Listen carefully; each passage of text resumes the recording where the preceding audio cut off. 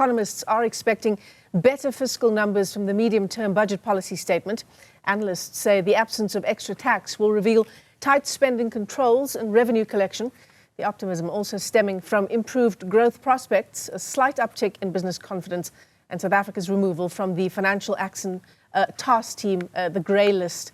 Our business anchor Tumisang Ndlovu is in Cape Town for us ahead of the budget speech, the mini-budget at 2 o'clock this afternoon. Tumisang, so there's this, obviously this increased optimism, which you've told us about just earlier. But what more has come out of expectations ahead of the medium-term budget policy statement, particularly insofar as the benefits for consumers?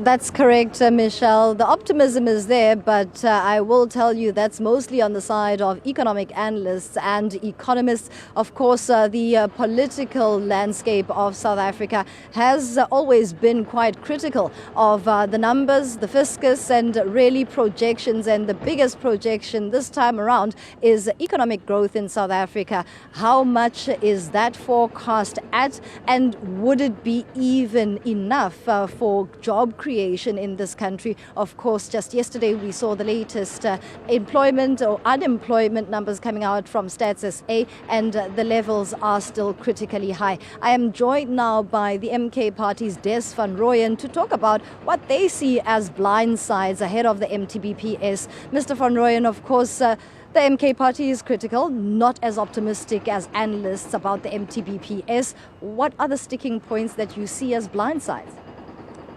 The growth projections, that's what is our concern as MK Party. And hence we are questioning the credibility of this process. We as MK Party cited that the initial growth projection of 1.8 was not correct, and it was reversed to 1.4. As we speak, I mean, the second quarter statistics are very clear. We are at 0.8. That simply suggests that without projected growth, obviously the fiscal framework will be revised to be more tighter and to be more pro-austerity than pro-saving the needs of our people. Our country, as you know, as we speak, we are the highest on unemployment, we are the highest on inequality, but also administered prices have been increasing above inflation, and as a result, putting more pressure on households. So we are not expecting a budget that will address those things because there's no growth. I mean, the basis of any credible budget is proper growth. In this case, their own projection, they've missed it.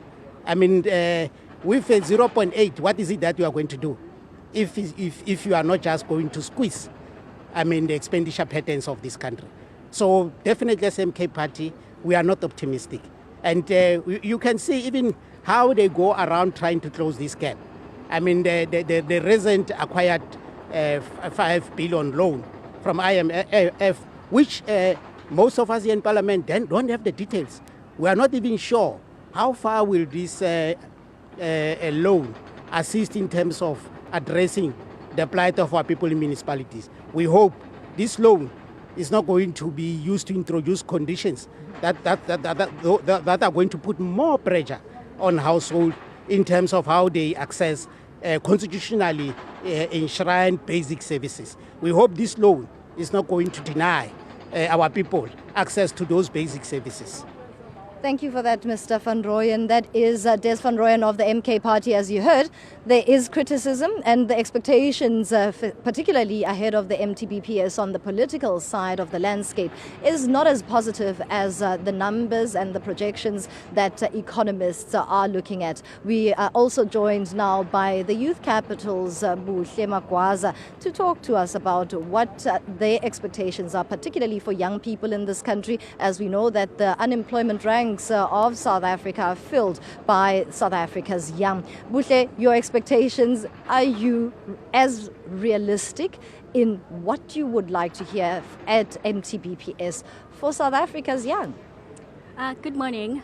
We are very hopeful. We hope that through this process we are going to hear more about how the government aims to actually aims to actually address the issue of youth unemployment. We want to hear the solutions that are going to be sustainable. We want to hear, is money going to be spent more on public employment programs and also on skilling? We know that there are issues at NSFAS, so they're going to be increasing the budgets of NSFAS so that young people come out of the schooling system with the right skills. And we know that NSFAS is one of the most important tools that has enabled young people, especially young people who are non-white, to be able to access education. Secondly, we also want to understand how the government is going to go about being transparent.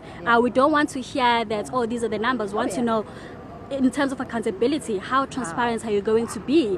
And we also want the focus to be on outcomes. We don't want to know how many young people have been skilled, how many young people have been trained. We want to know how many young people have been placed in employment, how many young people are earning, as that is quite critical for young people. Yesterday, Stats SA released statistics on the number of young people who are currently unemployed, and we know that young people are still the ones who are most affected. And that's the biggest worry in South Africa, youth unemployment. We'll have to leave it there, Buhle, but those are the expectations ahead of the medium-term budget policy statement. We'll bring you more rolling coverage from Cape Town, Michelle.